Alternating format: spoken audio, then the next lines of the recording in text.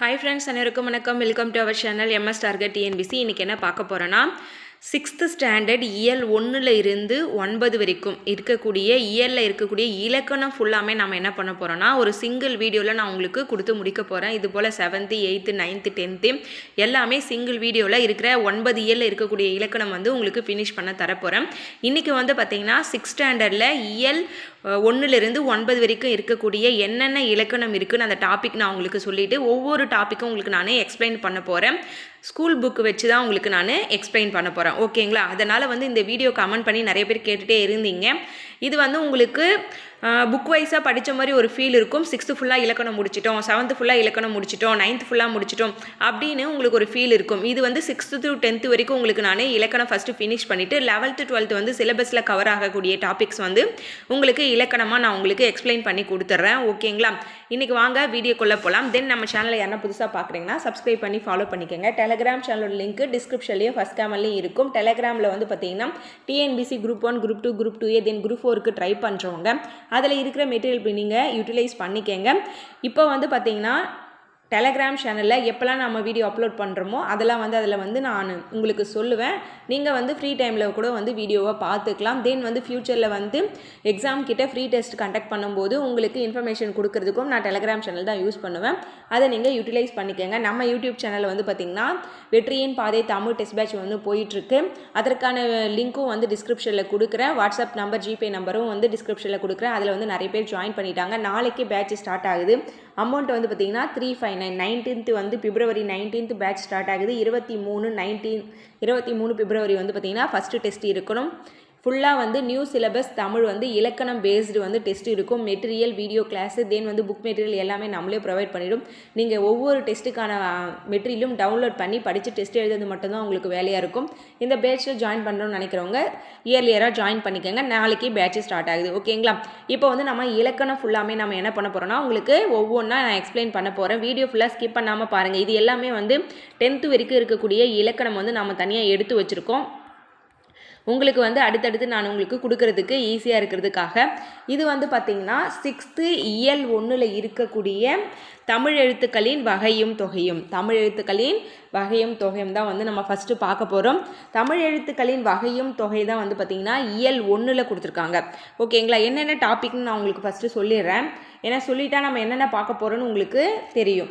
First வந்து பார்த்திங்கன்னா தமிழ் எழுத்துக்களின் வகையும் தொகையும், 2வது முதல் எழுத்தும் சார்பெழுத்தும், 3வது மொழி முதல் மொழி இறுதி எழுத்துக்கள், இணை எழுத்துக்கள், மயங்கோலிகள், சுட்டெழுத்துக்கள், வினா எழுத்துக்கள், 4 வகை சொற்கள், பெயர்ச்சொல், அணி இலக்கணம் எல்லாமே வந்து இந்த 9 இயலில் இருக்கக்கூடிய இலக்கணம் மேக்ஸிமம் நான் இந்த வீடியோலேயே உங்களுக்கு ஃபினிஷ் பண்ணிடுறேன். இப்போது முதல் இயலில் இருக்கக்கூடிய இலக்கணம் தான் நாம் இப்போ உங்களுக்கு எக்ஸ்பிளைன் பண்ண போகிறேன். ஓகேங்களா?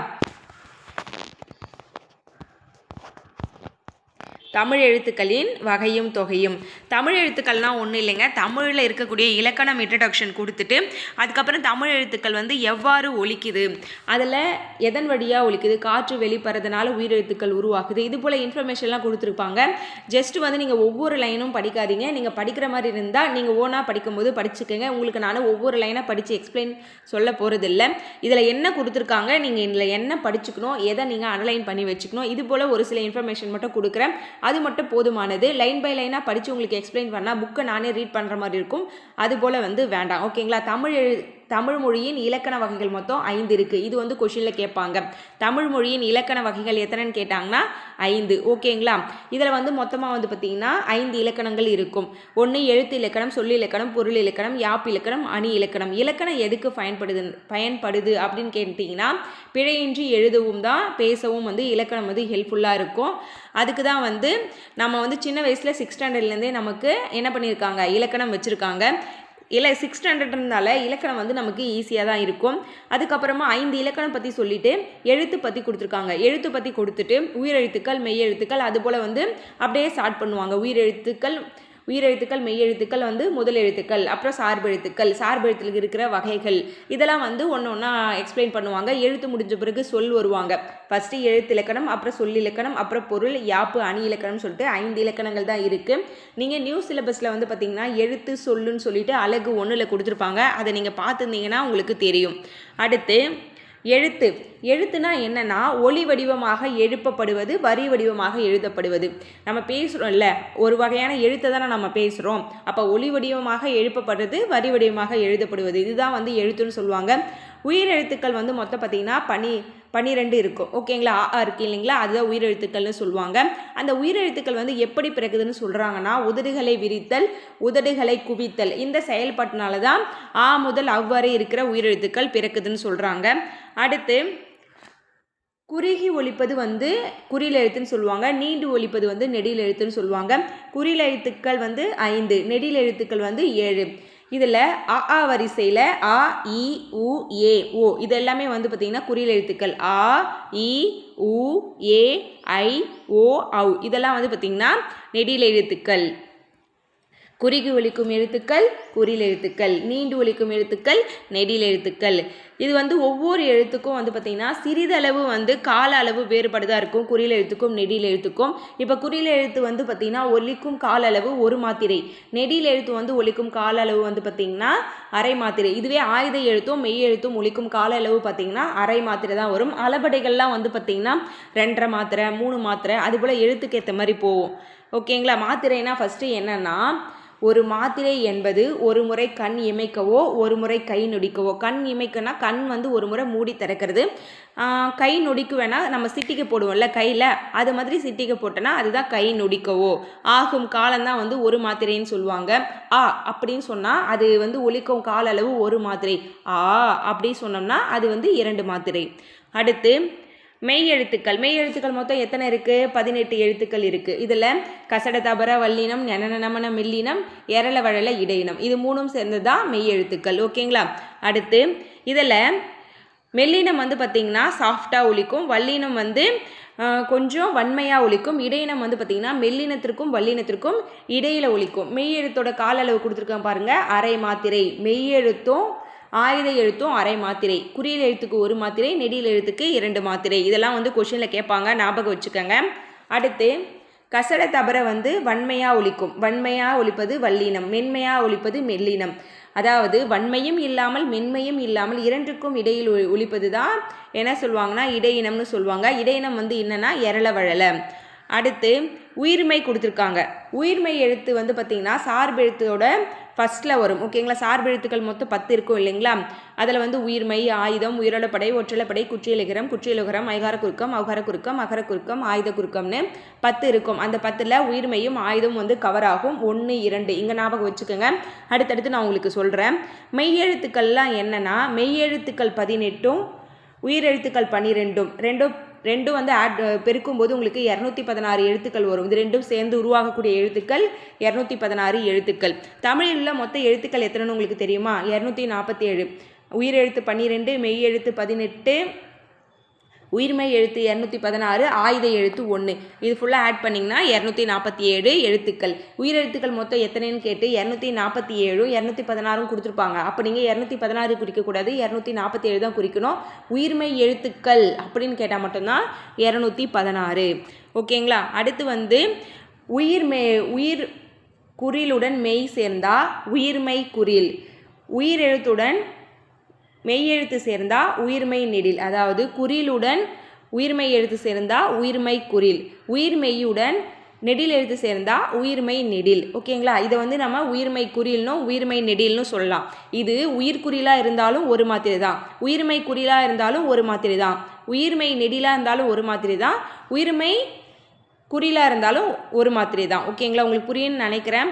உயிர்மை எழுத்தாக இருந்து குறிலாக இருந்தாலும் 1 மாத்திரை தான், உயிர் எழுத்தாக இருந்து குறிலாக இருந்தாலும் 1 மாத்திரை. குறில்னாவே 1 மாத்திரை, நெடில்னாவே 2 மாத்திரை. அதை ஞாபகம் வச்சுக்கோங்க. அடுத்து தமிழ் மொழியில் ஆயுத எழுத்துக்கு வந்துட்டோம். நாம் தமிழ் மொழியில் உயிர் மெய் உயிர்மை எழுத்துக்கள் தவிர தனி எழுத்து ஒன்று உள்ளது. அது வந்து பார்த்திங்கன்னா ஆயுத எழுத்துன்னு சொல்லுவாங்க. இதோட ஒலிக்கும் கால அளவு அரை மாத்திரை. ஓகேங்களா? அவ்வளோதாங்க. இப்போ நம்ம ஃபஸ்ட் இயலுக்கான இலக்கணம் ஃபினிஷ் பண்ணிட்டோம். உயிர் எழுத்தில் தொடங்கும் 2 மாத்திரை அளவுள்ள சொல் ஆ கூட சொல்லலாம். ஓகேங்களா? 2 மாத்திரை தான் இது நெடில். 2 மாத்திரை அளவுள்ள ஓர் எழுத்து சொல் வந்து என்ன சொல்லலாம்? ஒரு எழுத்து சொல்னா ஆ கூட சொல்லலாம். ஓகேங்களா? ஏன்னா இது வந்து ஒரே எழுத்து சொல் தான். அடுத்து ஆயுத எழுத்து இடம்பெறும் 2.5 மாத்திரை அளவுள்ள சொல் வந்து அஃது. இது சொல்லலாங்களா? 2½ மாத்திரை. இதுவும் குறில், இதுவும் குறில். இது வந்து அஃது வந்து அரை மாத்திரை. அப்போ 2½ மாத்திரை வந்து அஃது சொல்லலாம், எக்கு இதெல்லாம் சொல்லலாம். அடுத்து முதல் எழுத்தும் சார்பெழுத்தும். இந்த சார்பெழுத்தில் உங்களுக்கு அந்த 10 வகையெல்லாம் எக்ஸ்பிளைன் பண்ணியிருப்பாங்க. இது வந்து 2வது இயல். எழுத்துக்கள் வந்து 2 வகைப்படும். எழுத்துக்கள் வந்து 2 வகைப்படும். ஒன்று முதல் எழுத்து, இன்னொன்று சார்பெழுத்து. அதாவது இலக்கணம் வகைன்னு கேட்டால் தான் 5 வரும். ஓகேங்களா? எழுத்து இலக்கணம், சொல்லிலக்கணம், பொருள் இலக்கணம், யாப்பு இலக்கணம், அணிக்கு இலக்கணம் சொல்லிட்டு 5 வரும். எழுத்து வகைன்னு கேட்டாங்கன்னா 2 தான். இந்த வகைகள்லாம் ரொம்ப ரொம்ப முக்கியம், கன்ஃபியூஸ் ஆகும். முதல் எழுத்து சார்பெழுத்துன்னு 2 தான் இருக்குது. முதல் எழுத்துனா பிற எழுத்துக்கள் தோன்றி இயங்குவதற்கு வந்து ஆதாரமாக இருக்கும், மூலதனமாக இருக்கிறது தான் வந்து முதல் எழுத்துக்கள். அந்த முதல் எழுத்துக்கள் என்னென்னு பார்த்தீங்கன்னா உயிரெழுத்துக்களும் மெய்யெழுத்துக்கள் தான். இந்த உயிரெழுத்துக்கள் 12ம் மெய்யெழுத்துக்கள் 18ம், உயிரெழுத்து 12 + மெய்யெழுத்து 18 சேர்ந்த 30 எழுத்துக்கள் தான் என்ன சொல்லுவாங்கன்னா முதல் எழுத்துக்கள்னு சொல்லுவாங்க. சார்பெழுத்துக்கள் வந்து பார்த்திங்கன்னா இந்த 30 எழுத்துக்களையும் சார்ந்து வருவது தான் சார்பெழுத்துக்கள்னு சொல்லுவாங்க. ஓகேங்களா? உயிரெழுத்துக்கள் 12, மெய்யெழுத்துக்கள் 18, 30 எழுத்து முதல் எழுத்து. பிற எழுத்துக்கள் தோன்றுவதற்கும் இயங்குவதற்கும் முதற் காரணமாக இருப்பது தான் முதல் எழுத்து. இப்போ இதிலிருந்து உருவான சார்பெழுத்துக்கள் என்னென்ன இருக்குன்னு பார்க்கலாம். முதல் எழுத்துக்களை சார்ந்து வரும் எழுத்துக்கள் சார்பெழுத்துக்கள். இது வந்து 10 வகை இருக்குது. இந்த வகைகள்லாம் ஞாபகம் வச்சுக்கோங்க. உயிர்மை, ஆயுதம், உயிரிழப்படை, ஒற்றலைப்படை, குற்றியலிகரம், குற்றியலுகரம், ஐகார குறுக்கம், அவகார குறுக்கம், அகர குறுக்கம், ஆயுத குறுக்கம்னு மொத்தம் இதில் 10 இருக்குது. ஓகேங்களா?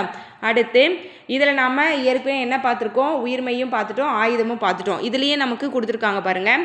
உயிர்மைனா என்னன்னு கொடுத்துருப்பாங்க, ஆயுதம்னா என்னன்னு கொடுத்துருக்காங்க. உயிர்மைனா மெய் எழுத்துக்களும் உயிரெழுத்துக்களும் ஒன்றுடன் ஒன்று சேர்வதால் உயிர்மெய் எழுத்துக்கள் தோன்றுகின்றன. உயிரெழுத்து 12 × மெய்யெழுத்து 18 சேர்ந்தால் 216 உயிர்மெய் எழுத்துக்கள் உருவாகுது. அடுத்து உயிர்மெய் எழுத்தின் ஒளி வடிவம். இது வந்து எப்படி கேட்பாங்கன்னா கூற்று காரணம் சரியா தவறான்னு கொடுத்துட்டு இந்த 3 ஆப்ஷனுமே எடுத்து கொடுத்துருவாங்க. கூற்று 1, உயிர்மெய் எழுத்தின் ஒளி வடிவம் மெய்யும் உயிரும் சேர்ந்ததாக இருக்குன்னு இங்கே கொடுத்துருக்காங்களே, மெய்யை மட்டும் சேர்ந்ததாக இருக்குன்னு கொடுத்துருவாங்க. அப்போ இந்த கூற்று என்ன வரும்? அப்போ தவறுன்னு நம்ம போடணும். ஓகேங்களா? இது போல தான் இலக்கணத்தில் இப்போ ட்விஸ்ட் வைப்பாங்க. அடுத்து வரி வடிவம் மெய்யெழுத்தை ஒத்திருக்கும், ஒலிக்கும் கால அளவு உயிரெழுத்தை ஒத்திருக்கும். வரி வடிவம் மெய்யெழுத்தை போல இருக்கும், ஒலிக்கும் கால அளவு வந்து உயிரெழுத்தை ஒத்திருக்கும். முதல் எழுத்துக்களை சார்ந்து வருவதால் இது என்ன சொல்கிறாங்க? சார்பெழுத்துன்னு சொல்கிறாங்க. ஒலி வடிவம் உயிரும் மெய்யும் சேர்ந்ததாக இருக்கும், வரி வடிவம் மெய்யெழுத்தை மட்டும் சார்ந்திருக்கும், கால அளவு உயிரெழுத்தை ஒத்திருக்கும். ஓகேங்களா? ஆயுதம் 3 புள்ளிகளை உடைய தனித்த வடிவம் தான் என்ன சொல்லுவாங்கன்னா ஆயுதம்னு சொல்லுவாங்க. இதுக்கு வந்து வேறு பெயர்களும் உண்டு.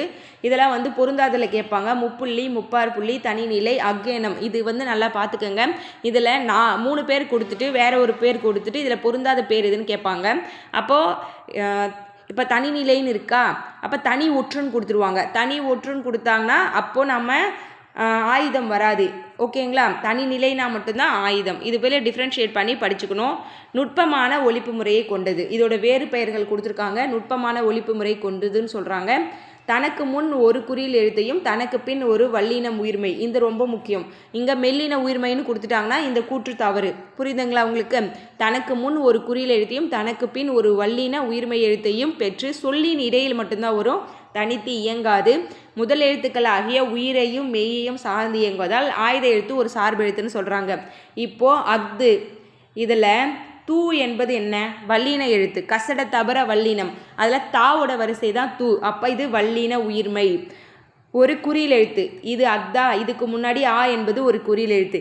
இவ்வாறு ஆயுதம் என்பது தனக்கு முன் ஒரு குறில் எழுத்தையும் தனக்கு பின் ஒரு வல்லின உயிர்மையும் கொண்டிருந்தால் அதை வந்து ஆயுதம்னு சொல்லுவாங்க. ஓகேங்களா? இதில் நான் கிளாஸ் எடுக்கும்போது உங்களுக்கு எதனா புரியலைனா ஃபாஸ்ட்டாக போகிற மாரி இருந்தால் எல்லாமே கமெண்டில் சொல்லுங்கள். ஏன்னா நான் ரொம்ப ஸ்லோவாக எடுத்தால் போர் அடிக்க ஆரம்பிச்சிடும். ஏன்னா இலக்கணம் இல்லைங்களா, ரொம்ப ஸ்லோவெல்லாம் எடுக்க முடியாது.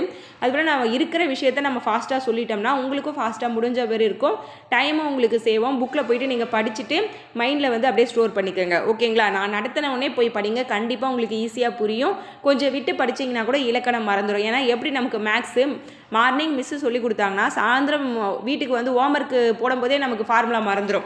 ஓகேங்களா? நம்ம கிளாஸ் ஒர்க் நோட்டை ரெஃபர் பண்ணிட்டு தான் ஹோம்ஒர்க் நோட்டில் போடுற மாதிரி இருக்கும். அதுபோல் தான் இலக்கணம். புதுசாக நீங்கள் டிஎன்பிசிக்கு படிக்கிறீங்கன்னா இலக்கணத்துக்கு நிறைய நீங்கள் ப்ராக்டிஸ் பண்ணணும், அகைன் படிக்கணும்.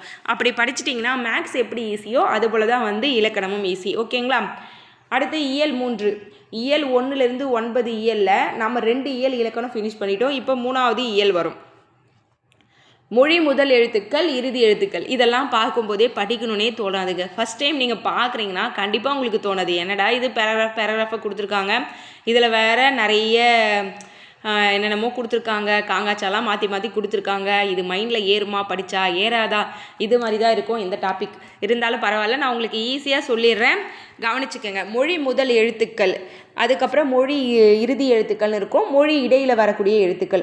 மொத்தமாக நம்மக்கிட்ட என்னென்ன எழுத்து இருக்குது? உயிர் எழுத்துக்கள் இருக்குது, மெய் எழுத்துக்கள் இருக்குது, அப்புறம் ஆயுத எழுத்து இருக்குது, அப்புறம் உயிர்மெய் எழுத்து இருக்குது. இந்த எழுத்துக்கள்லாம் ஒரு சொல்லில் வந்து சொல்லின் முதலில் வருமா, இல்லை சொல்லின் இடையில் வருமா, இல்லை சொல்லின் கடையில் அதாவது இறுதியில் வருமா, இதெல்லாம் நம்ம தெரிஞ்சுக்கிறதுக்கு தான் இந்த டாபிக் கொடுத்துருக்காங்க. இப்போ எக்ஸாம்பிளுக்கு நான் வந்து அக்துன்னு எழுதினேன், ஓகேங்களா? ஆ என்பது உயிரெழுத்து, இக்கு வந்து பார்த்திங்கன்னா நமக்கு ஆயுத எழுத்து, தூ என்பது நமக்கு உயிர்மெய் எழுத்து. உயிர்மெய் எழுத்து வந்து பார்த்திங்கன்னா மொழினா சொல்லு தான், மொழி சொல் எல்லாம் ஒரு பதம் எல்லாமே ஒன்று தான் குறிக்கும். இப்போது இந்த சொல்லின் இறுதியில் வருவது வந்து உயிர்மெய் எழுத்து, இடையில் வருவது ஆயுத எழுத்து, சொல்லின் முதலில் வந்து உயிரெழுத்து வந்திருக்கு. இப்போ நோட் பண்ணிங்களா? இப்படி உயிரெழுத்துக்கள் வந்து சொல்ல எங்கெல்லாம் வரும், மெய் எழுத்து சொல்லில் எங்கெல்லாம் வரும், அதேமாரி அந்த அக்கு இருக்குது இல்லைங்களா, அது சொல்லில் எங்கெல்லாம் வரும்னு நம்ம படிக்கிறது தான் வந்து இந்த மொழி முதல் இறுதி எழுத்துக்கள். இதில் மொழி முதல் இறுதி எழுத்துக்களே என்னன்னு பார்த்தீங்கன்னா, மெய்யெழுத்தில் இருக்கக்கூடிய காங்காச்சா அதை வல்லின எழுத்து எங்கே வரும், மெல்லின எழுத்து எங்கே வரும், எந்தெந்த எழுத்துக்கள் சொல்லின் இறுதியில் வராது, எந்தெந்த எழுத்துக்கள் சொல்லின் முதலில் வரும்னு நம்ம பிரித்து படிக்க போகிறோம். ஓகேங்களா? இதை நான் உங்களுக்கு சிம்பிளாகவே நான் சொல்லி கொடுக்குறேன். நமக்கு மொழி முதல் எழுத்துக்கள் அதாவது சொல்லின் முதலில் என்னென்ன வரும் அப்படின்னு கொடுத்துருக்காங்க. நான் உங்களுக்கு எப்படி சொல்ல போகிறேன்னா, உயிர் எழுத்துக்கள், மெய் எழுத்துக்கள், அப்புறம் ஆயுத எழுத்துக்கள், உயிர்மெய் எழுத்துக்கள்னு தனித்தனியாக பிரித்து சொல்ல போகிறேன். புக்கில் இருக்கிற கண்டென்ட் ஒரு பக்கம் இருக்கட்டும், நான் உங்களுக்கு அப்படியே வாய் வழியாகவே சொல்கிறேன், ஞாபகம் வச்சுட்டு போய் படித்து பாருங்கள், ஈஸியாக இருக்கும். உயிரெழுத்துக்கள் எங்கன்னா வரும்னா சொல்லின் முதலில் வரும், சொல்லின் ஃபஸ்ட்டு செகண்டு தேர்ட்னு போட்டுடுறேன், ஓகேங்களா? இதில் சொல்லின் முதலில் மட்டும் வருவது உயிரெழுத்து, இடையிலும் வராது கடையிலும் வராது. உயிரெழுத்து எங்கே மட்டும் வரும்? சொல்லின் முதலில் மட்டும் வரும், இடையிலும் வராது கடையிலும் வராது. நான் சொல்கிற பாயிண்ட் மட்டும் ஞாபகம் வச்சுக்கோங்க, நான் உங்களுக்கு அப்புறம் புக்கில் இருக்கிற கண்டென்ட்டை படித்து காமிக்கிறேன். அதுக்கப்புறமா வந்து பார்த்திங்கன்னா அளபடையாக மட்டும்தான் சொல்லின் இடையில் வரும், உயிரெழுத்துக்கள் அளபடையாக மட்டும்தான் சொல்லின் இடையில் வரும், கடையில் வரவே வராது. ஓகேங்களா? உங்களுக்கு புரிஞ்சிருக்கும்னு நினைக்கிறேன். அடுத்து வந்து பார்த்திங்கன்னா மெய் எழுத்துக்கள் போகலாம். உயிரெழுத்து நான் ஃபினிஷ் பண்ணிட்டேன், அப்புறம் மெய் எழுத்துக்கள் வந்து பார்த்திங்கன்னா சொல்லின் முதலில் வரவே வராது, சொல்லின் இடையில் வரும், இறுதியில் வந்து பார்த்திங்கன்னா ஒரு சில எழுத்துக்கள் தான் வரும். அந்த ஒரு சில எழுத்துக்கள்னு நான் என்னன்னு சொல்கிறேன், சொல்லின் இடையில் வந்து 18 மெய் எழுத்துக்களுமே வரும், 18 மெய் எழுத்துக்களுமே வரும். அதில் வந்து பார்த்திங்கன்னா இடையில் என்னென்ன எழுத்துக்கள் வரும்னா மெல்லின எழுத்துக்கள் வரும். மெல்லின எழுத்துக்களில் என்னென்னு பார்த்தீங்கன்னா என்னென்ன நமன இருக்குது இல்லைங்களா, அதில் ngா வரும். இந்த ngාவை தவிர மெல்லின எழுத்து மீது எல்லாமே சொல்லின் இறுதியில் வரும். அப்புறம் எரள வழலை இருக்குது இல்லைங்களா, அந்த எரள வழலையும் என்ன வரும்னா சொல்லின் இறுதியில் வரும், அதாவது கடைசியில் வரும். வல்லின எழுத்து வராது. வல்லின எழுத்துனா கசட தபர இந்த எழுத்து சொல்லின் இறுதியில் வராது, ngāவும் சொல்லின் இறுதியில் வராது. ஓகேங்களா? உங்களுக்கு புரிஞ்சிருக்கும்னு நினைக்கிறேன். ஏன்னா அது ரெண்டுமே வந்து சொல்லின் முதலில் வரும், இறுதியில் வராது. 18 மெய்யெழுத்துக்களும் முதல்ல வராது, ஆனால் சென்ட்ரா வந்து 18 மெய்யெழுத்துக்களும் வரும். இறுதியில் வந்து பார்த்திங்கன்னா மெல்லின எழுத்தும் இடையின எழுத்தும் வரும், அதில் ஒரு எழுத்து மட்டும் வராது, அது ngā. அதே போல் கசட தபர வல்லின எழுத்தும் ngāவும் சொல்லின் முதலில் வரும். ஓகேங்களா? மெய் எழுத்து உங்களுக்கு ஓரளவுக்கு புரிஞ்சிருக்கும்னு நினைக்கிறேன். ஓகே, எதனா வந்து உங்களுக்கு இந்த மொழி முதல் இறுதி எழுத்து புரியலனா கமெண்ட் பண்ணுங்கள், என்னோடய நோட்ஸ் வச்சு நெக்ஸ்ட் வீடியோவில் உங்களுக்கு சொல்கிறேன். அடுத்து ஆயுத எழுத்து ஒன்றும் இல்லைங்க, இது எப்பயும் போல தான் சொல்லின் இடையில் மட்டும்தான் வரும். ஓகேங்களா? இப்போ அக்து போட்டு காமிச்சிட்டேன், இது சொல்லின் முதல் ஞாபகம் வச்சுக்கோங்க, கடைசி ஞாபகம் வச்சுக்கோங்க, இந்த நடுவில் மட்டும்தான் அக்கு வரும். ஓகேங்களா? அடுத்து உயிர்மெய் எழுத்து. இப்போ உயிர்மெய் எழுத்து நம்ம வரும்பொழுது தான் நம்ம என்ன பண்ணணும், எல்லாமே கவனிக்க வேண்டியதாக இருக்குது. இந்த உயிர்மெய் எழுத்தில் வந்து பார்த்திங்கன்னா கா சா தா நா பா மா, இது ஜோடியாக சேர்த்துங்க. கா சா தா நா பா மா பா, இந்த 3 ஜோடி மட்டும் என்ன வரும்னா சொல்லின் முதலில் வரும். ஓகேங்களா? அதுக்கப்புறம் மீதி எந்த எழுத்தும் வந்து சொல்லின் வந்து முதலில் வராது, மீதி எல்லாமே. அடுத்து சொல்லின் முன்னாடி என்னென்ன எழுத்துக்கள் வரும்னா ngā வரிசை, ஞா வரிசை, யா வரிசை, வா வரிசை. இதில் இருக்கக்கூடிய எழுத்துக்கள் என்ன ஆகும்னா சொல்லின் முதலில் வரும். இந்த கா வரிசையில் ngா மட்டும்தான் வரும். ஞா வரிசையில் ஒரு 4 எழுத்தும், யா வரிசையில் ஒரு 6 எழுத்தும், வா வரிசையில் ஒரு 8 எழுத்தும். அதாவது 8 எழுத்துனா ஒன்றும் இல்லை. நா வரிசைனா ஞா ஞா, நீ நீ அந்த வரிசை வருது இல்லை, அதில் ஒரு 6 எழுத்து. வா வரிசையில் அது போல தான் வா வா, அந்த வரிசையில் ஒரு 8 எழுத்தும். அது என்னென்ன எழுத்துக்களும் நான் உங்களுக்கு சொல்கிறேன். அடுத்து இதில் கொடுத்துருப்பாங்க பாருங்கள், இதை பற்றி தான் இப்போ நம்ம பார்த்துட்ருக்கோம். ngா வரிசையில் ngா மட்டும்தான் வரும். அது வந்து பார்த்திங்கன்னா கணம்னு அந்த காலத்தில் வந்துச்சு, இப்போ அங்கனம் இங்கனம்னு படிக்கிறாங்க. அடுத்து ஞா வரிசையில் வந்து பார்த்திங்கன்னா இங்கே கொடுத்துருக்காங்க பாருங்கள், நா ஞா நே ஞோ, இது மட்டும்தான். இதில் எப்படி கொஷின் கேட்பாங்கன்னா ஞா வரிசையில் எத்தனை எழுத்துக்கள் சொல்லின் முதலின் வரும்னு கொடுத்துட்டு 4, 6, 8, 10ன்னு கொடுத்துருப்பாங்க. இந்த 4 ஞாபகம் வச்சுக்கணும், இந்த எழுத்துக்களும் ஞாபகம் வச்சுக்கணும். அடுத்து வந்து பார்த்திங்கன்னா யா வரிசை. யா வரிசையில் வந்து பார்த்திங்கன்னா எத்தனை எழுத்துக்கள் வரும்னா 6 எழுத்துக்கள் வரும். இந்த 6 ரொம்ப முக்கியம், அந்த 6ம் ஞாபகம் வச்சுக்கணும். என்னென்னு கேட்டிங்கன்னா யா யா, யூ யூ, யோ யவ், இந்த எழுத்துக்கள் மட்டும் வரும். அடுத்து வா வரிசையில் 8 எழுத்துக்கள் வரும். அது என்னென்னு பார்த்துங்க, வா வா, வி வி, வே வே, வை வவ். இந்த 8 எழுத்துக்களும் வந்து சொல்லின் முதலில் வரும். ஓகேங்களா, உயிர்மை எழுத்துக்கள் ஓரளவுக்கு ஃபினிஷ் பண்ணியாச்சு. அடுத்து மொழிக்கு முதலில் வராத எழுத்துக்கள் அப்படின்னா இந்த டா நா ரா லா ழா லா, இந்த எழுத்துக்கள்லாம் சொல்லின் முதலில் வரவே வராது. ஆயுத எழுத்தும் வராது. இந்த வரிசையை தவிர வேற இந்த ngா ஞா யா வரிசையில் சொன்ன எழுத்துக்கள் தவிர வேறு எதுவும் சொல்லின் முதலில் வராது.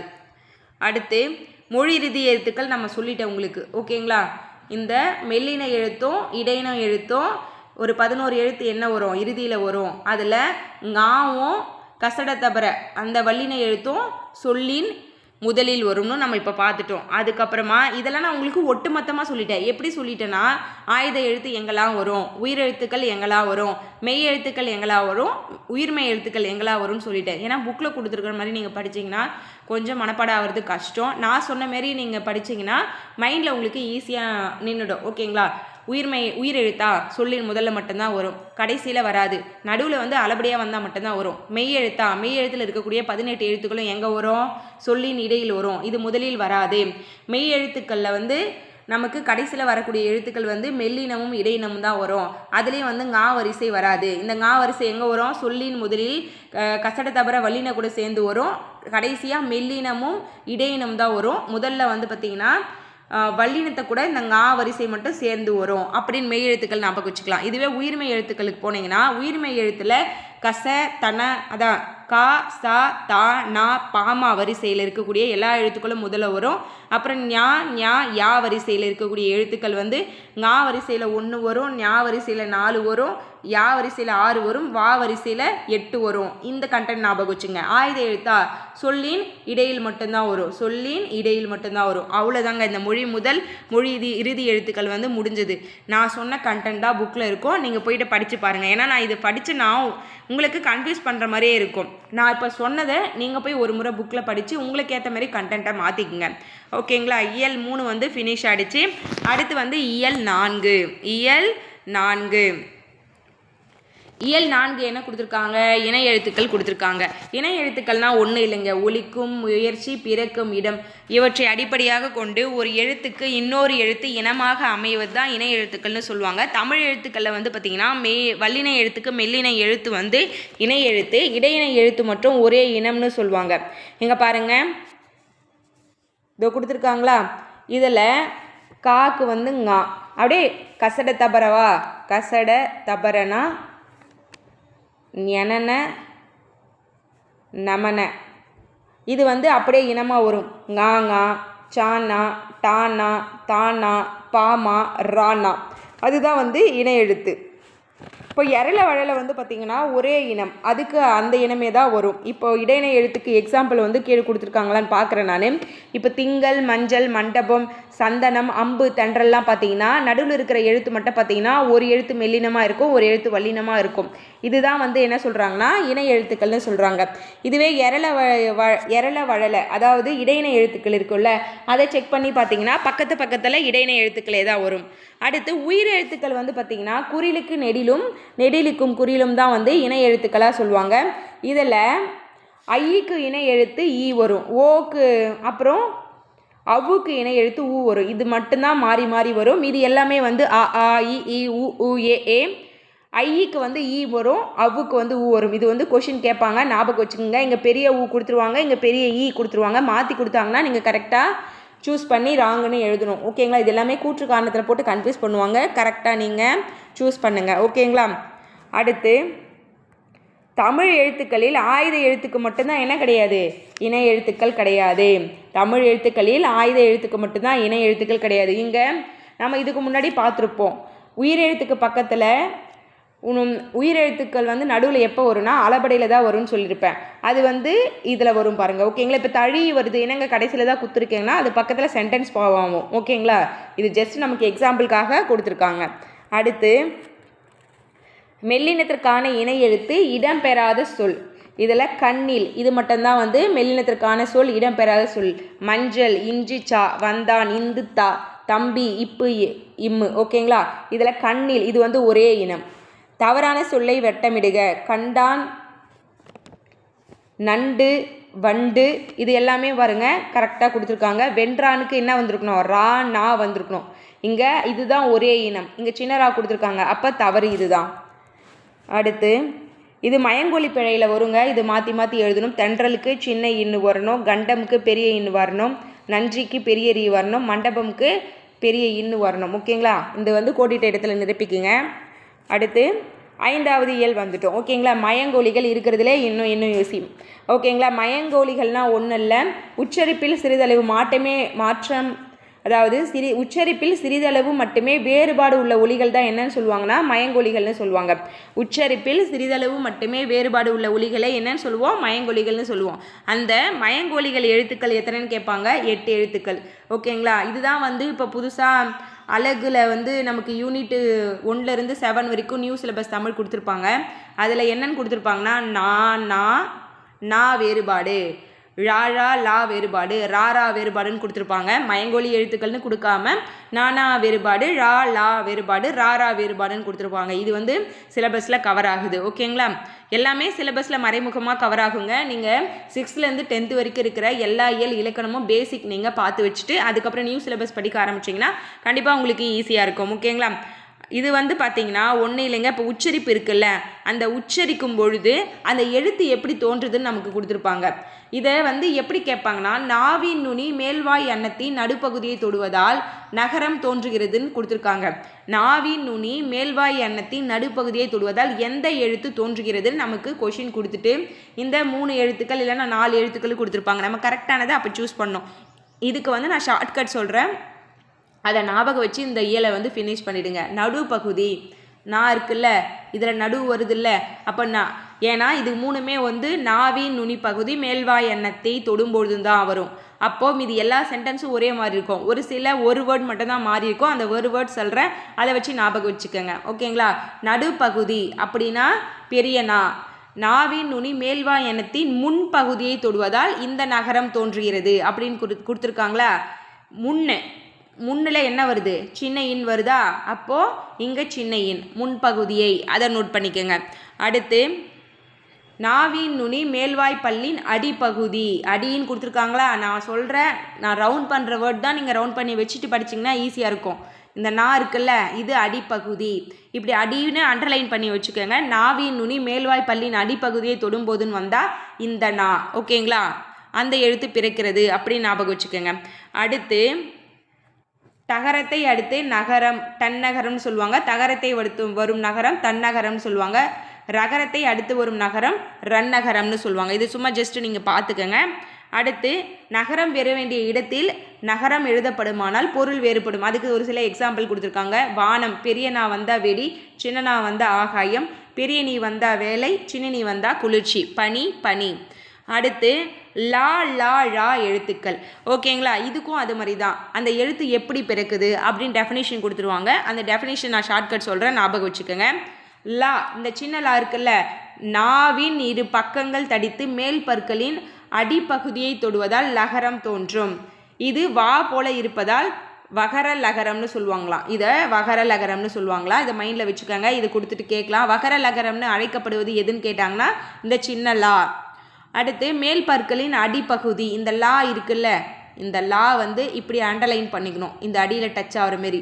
அப்போ அடிப்பகுதின்னு வந்தால் சின்ன லா. அடுத்து பெரிய லாக்கு உங்களுக்கு ஷார்ட்கட்டாக ஞாபகம் வச்சுக்க சொல்கிறேன்.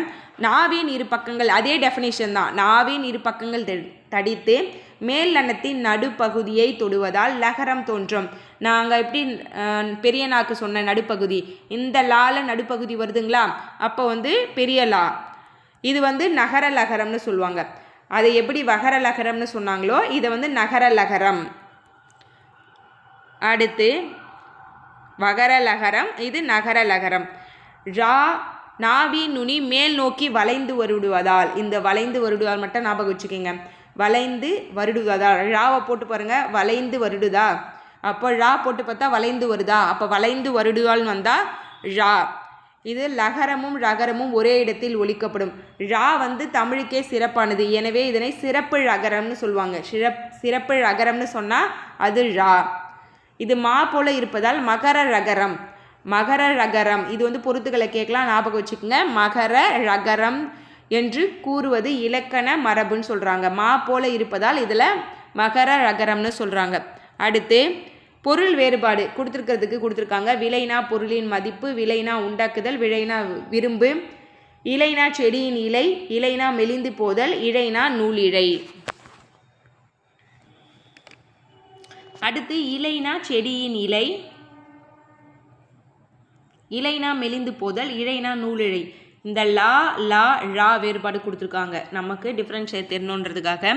அடுத்து ரா ரா எழுத்துக்கள். இதில் நாவின் நுனி மேல் அன்னத்தின் முதல் பகுதியை தொட்டு வருவதால், தொட்டு வருவதால்னா ரகரம், இப்படி தொட்டு வருது அப்படின்னு ஞாபகம் வச்சுக்கோங்க. இது இடையின எழுத்து என்பதால் இடையின ரகரம்னு சொல்லுவாங்க. இந்த ரகரத்தை வந்து இடையின ரகரம்னு சொல்லுவாங்க.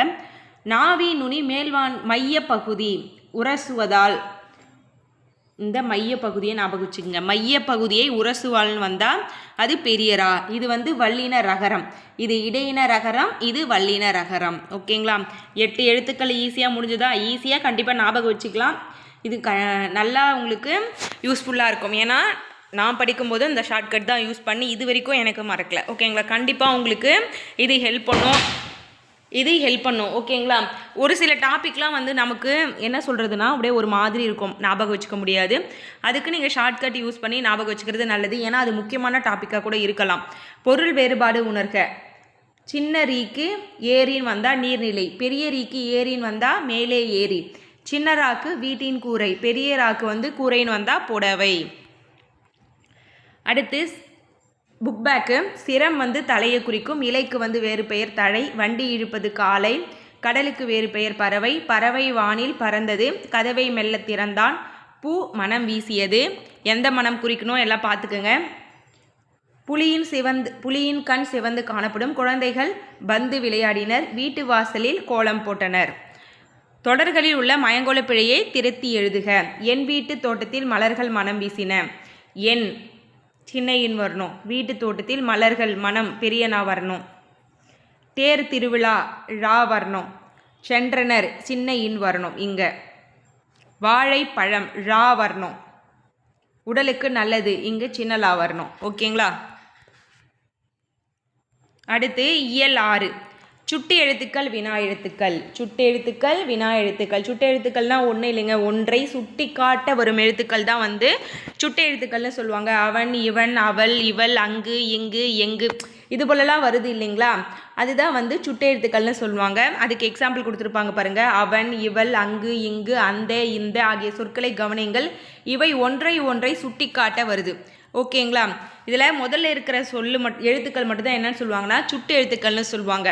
ஒன்றை சுட்டி காட்ட வரும் எழுத்துக்கள் சுட்டு எழுத்துக்கள். இந்த டெஃபினேஷன் மட்டும் ஞாபகம் வச்சுக்கோங்க, போதுமானது. ஒன்றை சுட்டி காட்ட வரும் எழுத்து சுட்டு எழுத்து. சுட்டு எழுத்துக்கள் எத்தனை வகைன்னு கேட்டாங்கன்னா 3. அதாவது ஆ, இ, உ, இது 3 தான். ஊ வந்து தற்கால வழக்கத்தில் இல்லை. ஓகேங்களா? இது வந்து அகச்சுட்டு புறச்சுட்டு அப்படின்னு வந்து பிரிச்சிருப்பாங்க. இதில் ஊ என்னும் எழுத்து இருக்கு இல்லையா, அது இப்போது யூஸ் பண்ணுறதில்லை. ஓகேங்களா? இது வந்து அருகில் உள்ளவற்றுக்கும் தொலைவில் உள்ளவற்றுக்கும் இடையே வந்து சுட்டி காட்ட அந்த காலத்தில் யூஸ் பண்ணியிருக்காங்க.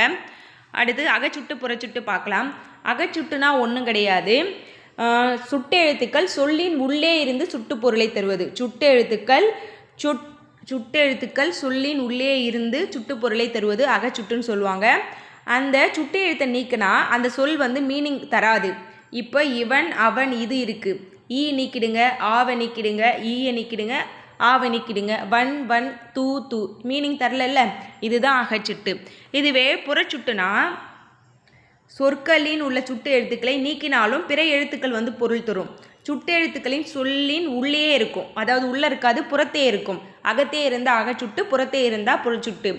அவ்வானம், இம்மலை, இந்நூல் இதில் ஆ இ நீக்கினாலும் வானம் மீனிங் தருதா, மலை மீனிங் தருதா, நூல் மீனிங் தருதா, இதுதான். ஓகேங்களா? மீனிங் தந்தா புறச்சுட்டு, மீனிங் தரலனா அகச்சுட்டு.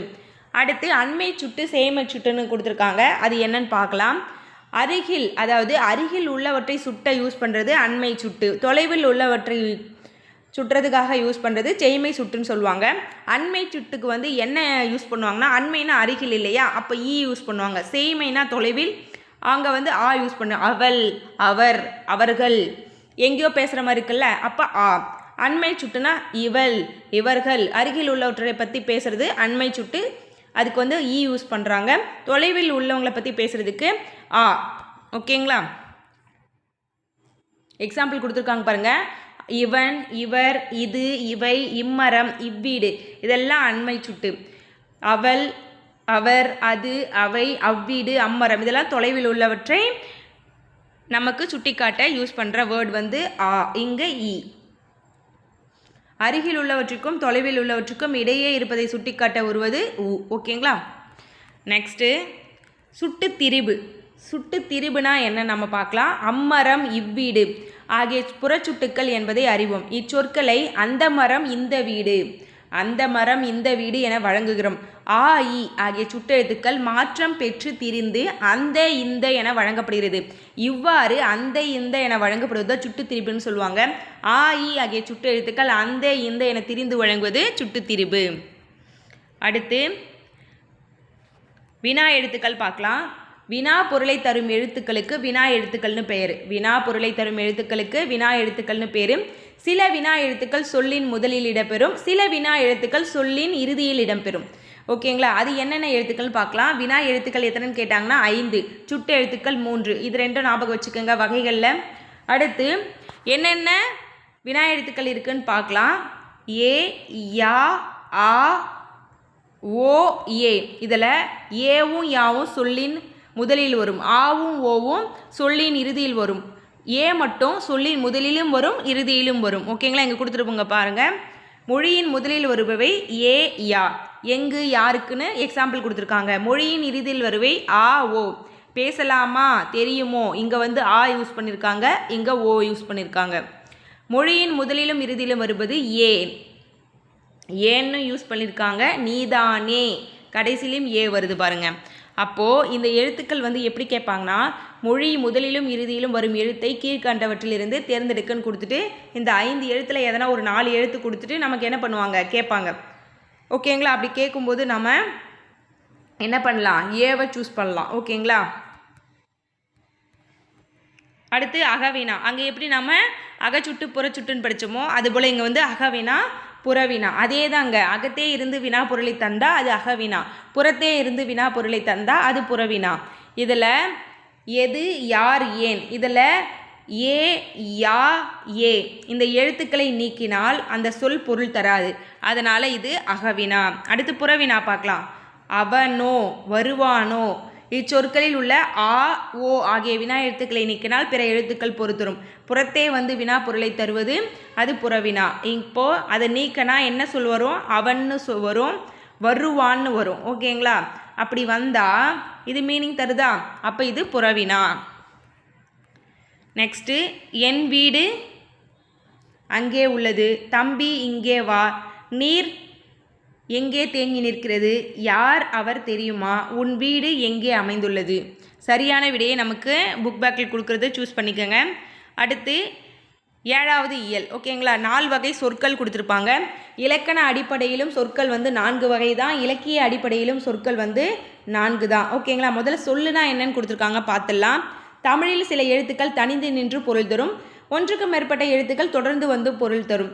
இவ்வாறு பொருள் தருபவை தான் என்னன்னு சொல்லுவாங்கன்னா சொல் எனப்படும்.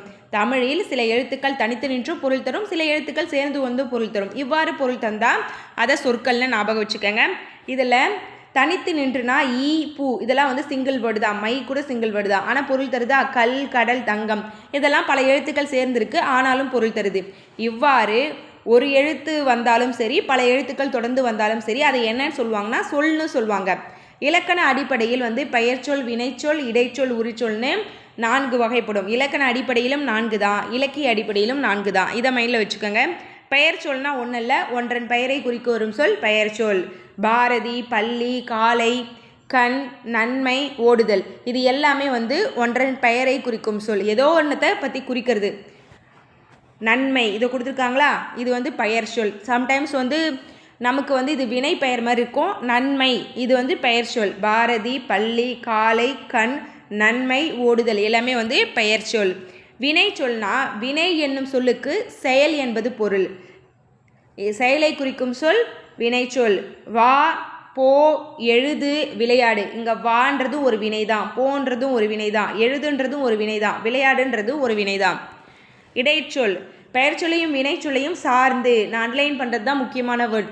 பெயர் சொல்லையும் வினை சொல்லையும் சார்ந்து வரும் இடைச்சொல், சார்ந்து வருவது தான் இடைச்சொல். இது தனித்து இயங்காது, இதுவும் நோட் பண்ணிக்கோங்க.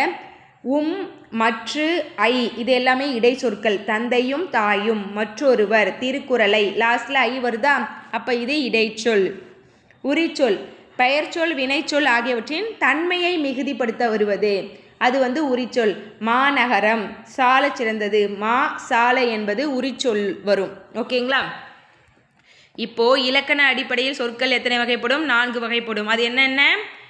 பெயர்ச்சொல், வினைச்சொல், இடைச்சொல், உரிச்சொல். ஓகேங்களா? அடுத்து 8வது இயல் பார்க்கலாம். பெயர்ச்சொல் இதில் வந்து பெயர்ச்சொல் வந்தது இல்லைங்களா, பெயர்ச்சொல், வினைச்சொல். அந்த பெயர்ச்சொல் பற்றி மட்டும் நெக்ஸ்ட் இயல் 8ல் பார்க்க போகிறோம். பெயர்ச்சொல்லில் வந்து எத்தனை இருக்குதுன்னு பார்த்தீங்கன்னா 6 வகை இருக்குது. பொருட்பெயர், இடப்பெயர், காலப்பெயர், சினப்பெயர், பண்பு பெயர், தொழிற்பெயர்னு. இது ரொம்பலாம் பற்றியாக கொடுத்துருக்காங்கன்னு நீங்கள் வந்து ரொம்பலாம் யோசிக்கக்கூடாது, ஈஸி தான். பொருட்பெயர் அதாவது பொருளை குறிக்கும் பெயர் பொருட்பெயர், அதோடு நிறுத்திக்குங்க. இது வந்து உயிருள்ள பொருளாக இருக்கலாம், உயிரற்ற பொருளாக இருக்கலாம். மரம், செடி, மயில், பறவை, புத்தகம், நாற்காலி இதெல்லாம் வந்து இதுக்கு எக்ஸாம்பிள். அடுத்து ஒரு இடத்தை குறிக்கும் பெயர் இடப்பெயர், அவ்வளோதான். சென்னை, பள்ளி, பூங்கா, தெரு இது எல்லாமே இடத்தை குறிக்கும். காலத்தை குறிக்கும் பெயர் காலப்பெயர், அது நிமிடம், நாள், வாரம், சித்திரை, ஆண்டு, மாதம் எது வேணா இருக்கலாம். அடுத்து சினைப்பெயர் ஒரு பொருளின் உறுப்பை குறிக்கும். அது வந்து மனுஷனோட உறுப்பாகவும் இருக்கலாம், இல்லை மரத்தினோட உறுப்பாக இருக்கலாம், இல்லை தாவரத்தோட உறுப்பாகவும் இருக்கலாம். கண், கை, இலை, கிளை இதெல்லாமே வந்து சினைப்பெயரில் வரும். பண்பு பெயர் வந்து பொருளின் பண்பை குறிக்கும். இது வெள்ளை கலரா, குண்டா, ஒல்லியாக இருக்கா, என்ன சைஸு இது போலலாம் குறிக்கிறது வந்து பண்பு பெயர். வட்டம், சதுரம், செம்மை, நன்மை இது எல்லாமே வந்து பார்த்திங்கன்னா அங்கே நன்மை வந்து நம்ம என்ன பண்ணோம் பெயரில் பார்த்தோமா, இங்கே பண்பு பெயரில் பார்க்குறோம். தொழிற்பெயர் தொழிலை குறிக்கும் பெயர் தொழிற்பெயர். படித்தல், ஆடுதல், நடித்தல், ஓடுதல், விளையாடுதல் அங்கே ஏதோ ஒரு செயல் நடந்தாவே அது என்னது தொழிற்பெயர். அடுத்து 6 வகை பெயர் சொற்களுக்கு சான்று கொடுத்துருக்காங்க. காவியா புத்தகம் படித்தால், புத்தகம் என்பது பொருட்பெயர். பள்ளி என்பது இடப்பெயர். மாலை என்பது காலப்பெயர். தலை என்பது சினப்பெயர். இனிமை என்பது பண்பு பெயர். ஆடுதல் என்பது தொழிற்பெயர். எல்லாத்துக்கும் காவியா தான் வரும், அதெல்லாம் நீங்கள் பார்த்துக்கோங்க. அடுத்து இடுகுறி பெயர் காரணப்பெயர். டெஃபினேஷன் சொல்லிடுறேன். நம் முன்னோர்கள் எந்த ஒரு காரணமும் கருதாமல் ஒரு பொருளுக்கு ஒரு பெயர் வச்சுருக்காங்கன்னா அது இடுகுறி பெயர். நம் முன்னோர்கள் ஒரு பொருளுக்கு காரணம் கருதி இட்ட பெயர் தான் காரணப்பெயர். ஓகேங்களா? இப்போ இடுகுறி பெயர்னா என்னன்னு பார்க்கலாம். இடுகுறி பெயர் காரணம் கருதாமல் பெயரிட்டு வழங்குவது.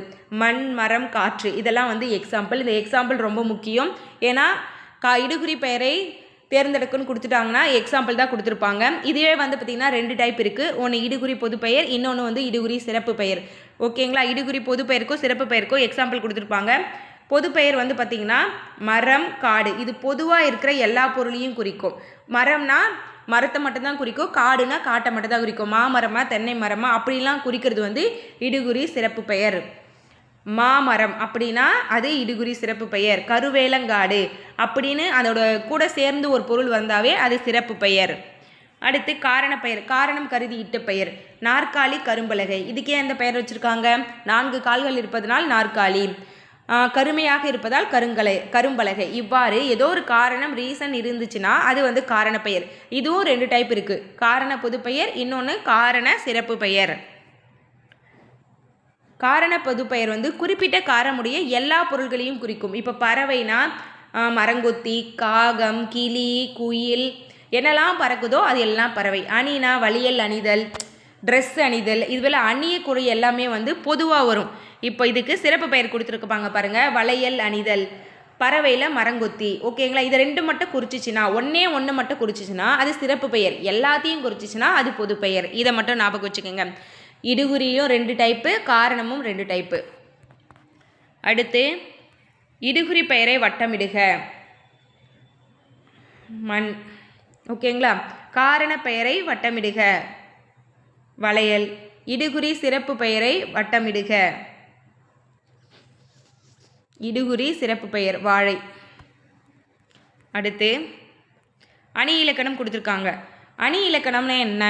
அழகுபட கவிஞர்கள் வந்து செய்யுளில் ஏற்றுவாங்க, அதுக்கு வந்து அணி யூஸ் பண்ணுறதா சொல்லுவாங்க. கவிஞர் தமது கருத்தை சுவையோடு சொல்வதற்கு உதவுவது அணி. மருந்தை தேனில் கலந்து கொடுப்பது போல் கருத்துக்கள் சுவைபட கூறுவது தான் அணின்னு சொல்லுவாங்க. இது இயல்பு நவிழ்ச்சி அணி, அடுத்து உயர்வு நவிழ்ச்சி அணின்னு 2 அணி மட்டும்தான் 6th புக்கில் இருக்கும், 9வது இயலில். அதாவது ஒரு பொருளின் இயல்பை உள்ளது உள்ளபடியே அழகுடன் கூறுவது இயல்பு நவிழ்ச்சி அணி. இதுக்கு வந்து வேறொரு பெயர் தன்மை நவிழ்ச்சி அணின்னு இருக்கும். இயல்பு நவிழ்ச்சி அணியின் வேறு பெயர் என்னன்னு கேட்பாங்க. இந்த தன்மை நவிழ்ச்சி அணியை வந்து நோட் பண்ணி வச்சுக்கோங்க. தோட்டத்தில் மேயுது வெள்ளைப்பசு, அங்கே துள்ளி குதிக்குது கன்றுக்குட்டி, அம்மா என்குது வெள்ளைப்பசி, உடன் அண்டையில் ஓடுது கன்றுக்குட்டி, நாவால் நக்குது வெள்ளைப்பசு, பாலை நன்றாய் குடிக்குது கன்றுக்குட்டி. இதோட ஆசிரியர் கவிமணி தேசிக விநாயகனார். அங்கே என்ன நிகழ்ச்சி நடக்குதோ உள்ளது உள்ளபடியே சொல்கிறது இயல்பு நவிழ்ச்சி அணி. அடுத்து உயர்வு நவிழ்ச்சி அணி, ஒரு பொருளின் இயல்பை மிகைப்படுத்தி அழகுடன் கூறுவது. குளிர் நீரில் குளித்தால் கூதல் அடிக்கும் என்று, வெந்நீரில் குளித்தால் மேலே கருக்கும் என்று, ஆகாச கங்கை அனல் உரைக்கும் என்று, பாதாள கங்கையை பாடி அழைத்தார் உன் தாத்தா. நார்மலாக சொல்லியிருக்கலாம், ஒரு குளிக்கிறதுக்கும் தாலாட்டு இவ்வளோ பெரிய தாலாட்டு பாடலான்னு தெரில. அங்கே நார்மலாக ஒரு விஷயம், அந்த பையனை குளிக்க வச்சுருப்பாங்க, அதுக்கு வந்து இவ்வளோ பெரிய டெஃபினேஷன். இதுதான் வந்து சின்னதாக ஒரு இருக்கிற விஷயத்த பெருசாக காமிக்கிறது. அதுதான் வந்து உயர்வு நவிழ்ச்சி அணி. உள்ளது உள்ளபடியே இயல்பாக இருக்கிறது இயல்பு நவிழ்ச்சி அணி, தன்மையாக இருக்கிறதும் தன்மை நவிழ்ச்சி அணி. இயல்பு தன்மை 2 ஒன்று தான். அடுத்து ஓகேங்களா, அவ்வளோதாங்க. 6th இயல் 1 to 9. 6th இயல் வந்து 1 to 6th இயல் 1 to 9 முடிஞ்சதுங்களா? இதில் சிலபஸில் கவர் ஆகக்கூடிய டாப்பிக்லாம் இருக்குல்ல, அப்படியே நீங்கள் படித்து முடிச்சுருங்க. இந்த 6th to 10th வரைக்கும் இருக்கிற இலக்கணம்லாம் முடிச்சுட்டே வந்துடுறேன். ஆல்ரெடி சிலபஸ் வைஸ் நான் வந்து வீடியோ ஸ்டார்ட் பண்ணிட்டேன். பிரித்து எழுதுக, சேர்த்து எழுதுக, மருவு, அப்புறம் உவமையால் விளக்கப்பெறும் பொருள், வேர் சொல்லிலிருந்து பொருளை அறிதல், கிட்டத்தட்ட ஒரு 7-8 டாபிக் மேலே ஃபினிஷ் பண்ணிட்டேன். நியூ சிலபஸ் பேஸ் பண்ணி சிலபஸ் வைஸாக வீடியோ கொடுக்க ஆரம்பிச்சிட்டேன். அதுவும் வந்து சைட் பை சைடாக பார்த்துக்கோங்க. இப்போ 6th முடிஞ்சோடனே அப்புறம் 7th 8th 9th எல்லாம் 10th வரைக்கும் உங்களுக்கு இலக்கணம் ஃபினிஷ் பண்ணிடலாம். ஓகேங்களா, உங்களுக்கு புக் வைஸாக இலக்கணம் படிக்கல அப்படின்ற குறையும் இருக்கக்கூடாது இல்லைங்களா? உங்களுக்கு ஒரு சாட்டிஸ்ஃபேக்ஷனாக இருக்கும், அப்பா புக்கில் இருக்கிற இலக்கணம் படிச்சிட்டோம், எப்படி வந்தாலும் நம்ம ஆன்சர் பண்ணிடலாம்னு சொல்லிட்டு. ஓகேங்களா, தென் வந்து நம்ம சேனலில் இப்போது நியூ சிலபஸ் பேஸ் பண்ணி தமிழ் வந்து தமிழ் வந்து 5 மந்த்துக்கு வந்து போட்டிருக்கோம் பேட்ச்சு. வேணுன்றவங்க ஜாயின் பண்ணிக்கோங்க. அது வந்து பார்த்திங்கன்னா 30 டெஸ்ட்டு, 3000 கொஷின், மெட்டீரியல் நாங்கள் கொடுத்துருவோம், புக் மெட்டீரியலும் கொடுத்துருவோம், ஒன்லைனர் மாரியும் புக்கு அது வந்து ரெடி பண்ணி கொடுத்துருவோம் புது சிலபஸ்க்கு. தென் வந்து வீடியோ கிளாஸஸும் இருக்கும் நம்ம யூடியூப் சேனலில். நீங்கள் கொடுக்குற டெஸ்ட் மெட்டீரியல் படிச்சுட்டு டெஸ்ட்டு அட்டன் பண்ணி மார்க் மட்டும் சென்ட் பண்ணால் போதும். இது வந்து பார்த்திங்கன்னா அப் டு மாடல் எக்ஸாம் வரைக்குமே உங்களுக்கு கொண்டு போவோம். ஜூன் மந்த்து வரைக்கும் உங்களுக்கு கொண்டு போவோம். ஜூலையில் ஒரு 10 days மட்டும் உங்களுக்கு அந்த ரிவிஷன் பண்ணுறதுக்கு டைம் இருக்கும். ஓகேங்களா, இதில் ஜாயின் பண்ணணும்னு நினச்சா ஜாயின் பண்ணிக்கோங்க. நாளைக்கு தான் பேட்ச் ஸ்டார்ட் ஆகுது, அதாவது 19 February ஸ்டார்ட் ஆகுது. 23 February வந்து ஃபஸ்ட்டு டெஸ்ட் இருக்குது. இந்த வீடியோவை இந்த டேட்குள்ளே பார்க்குறீங்கன்னா நீங்கள் ஜாயின் பண்ணிக்கோங்க. 99 நம்பர் வந்து டிஸ்கிரிப்ஷனில் இருக்கும். ஓகேங்களா, 9952171128. எதனா டவுட் இருந்துச்சுன்னா இதுக்கு வந்து நீங்கள் வாட்ஸ்அப் பண்ணி கேட்டுங்க. ஓகேங்களா, உங்களை வேறொரு வீடியோவில் சந்திக்கிறேன். மறக்காமல் டெலிகிராம் சேனலில் ஜாயின் பண்ணிக்கோங்க. நம்ம சேனலை புதுசாக பார்க்குறீங்கன்னா சப்ஸ்கிரைப் பண்ணி ஃபாலோ பண்ணிக்கோங்க. உங்களை வேறொரு வீடியோவில் சந்திக்கிறேன். நன்றி.